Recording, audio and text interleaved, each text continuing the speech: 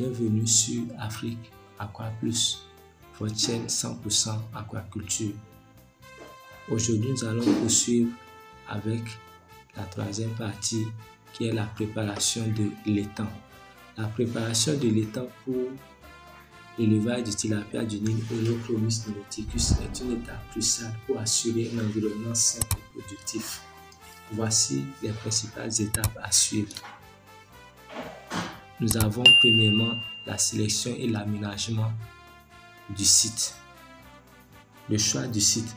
Sélectionnez un site. Assurez-vous que le site est bien drainé et éloigné des sources de pollution. La taille de l'étang. La taille de l'étang peut varier, mais un étang typique pour tilapia mesure entre 500 et 1000 m². Nous allons maintenant parler de la construction de l'étang. Nous allons parler de l'excavation. Creuser l'étang à une profondeur de 1 à 1,5 m. Les bords doivent être en pente douce pour faciliter l'accès et la gestion. Le renforcement des berges. Utiliser des matériaux comme des pierres ou des sacs de sable pour renforcer les berges et prévenir l'érosion. Nous allons poursuivre avec la préparation du fond de l'étang. Il faut d'abord assécher le fond de l'étang. Laissez le fond de l'étang sécher pendant 5 à 10 jours pour éliminer les parasites et les agents pathogènes.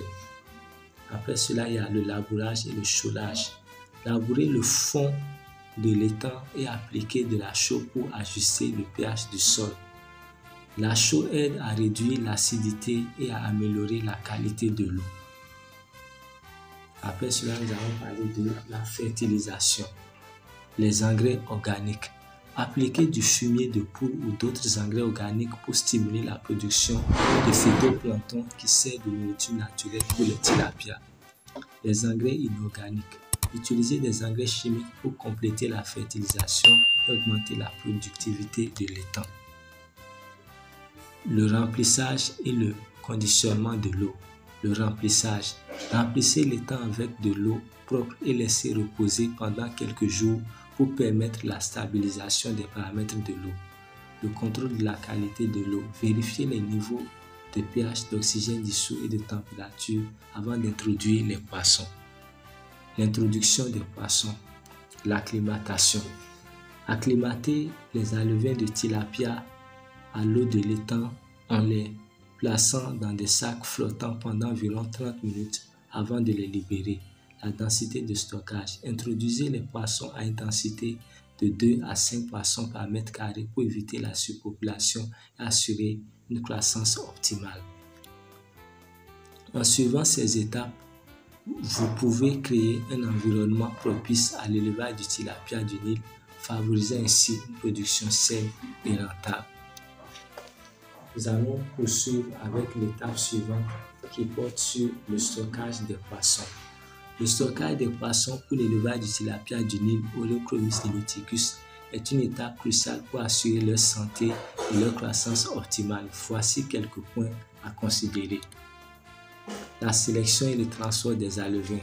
La sélection des alevins. La sélection et le transport des alevins.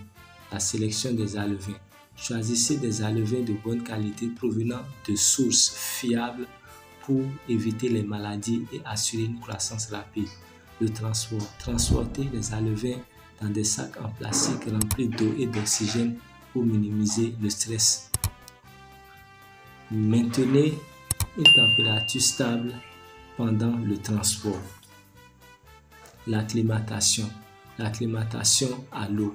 Avant de libérer les alevins dans l'étang, acclimatez-les progressivement à la température et à la qualité de l'eau de l'étang en plaçant les sacs dans l'eau pendant environ 30 minutes. La densité de stockage. La densité optimale. La densité de stockage recommandée est de 2 à 5 poissons par mètre carré. Une densité trop élevée peut entraîner du stress et des maladies, tandis qu'une densité trop faible peut ne pas être économiquement viable. Le système de stockage. Les étangs de grossissement. Utilisez des étangs de grossissement pour élever les poissons jusqu'à la taille de marché. Ces étangs doivent être bien entretenus et surveillés régulièrement. Les appâts. Les appâts sont des cages rectangulaires ou carrées placées dans les étangs pour retenir les poissons à des fins diverses, comme la reproduction ou la quarantaine. La qualité de l'eau. La surveillance. Surveillez régulièrement les paramètres de l'eau, y compris la température, le pH, l'oxygène dissous et les niveaux d'ammoniac et de nitrite. L'aération et la filtration. Utilisez des systèmes d'aération et de filtration pour maintenir une bonne qualité de l'eau et assurer une oxygénation adéquate. L'alimentation, régime alimentaire. Fournissez un régime alimentaire équilibré et adapté aux besoins nutritionnels des tilapias. Utilisez des aliments commerciaux de haute qualité pour assurer une croissance rapide et une bonne santé. La gestion des maladies. La prévention. Maintenez une bonne hygiène et des conditions de vie optimales pour prévenir les maladies. Utilisez des probiotiques et des vaccins si nécessaire. Le traitement. En cas de maladie, isolez les poissons affectés et traitez-les avec des médicaments appropriés sous la supervision d'un vétérinaire. En suivant ces recommandations, vous pouvez assurer un stockage efficace et une croissance optimale de vos tilapias du Nil. Dans la prochaine vidéo, nous allons commencer par parler de l'alimentation.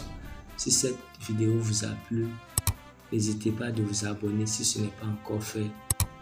Likez ma vidéo, commentez-la et partagez-la. À la prochaine pour une nouvelle vidéo.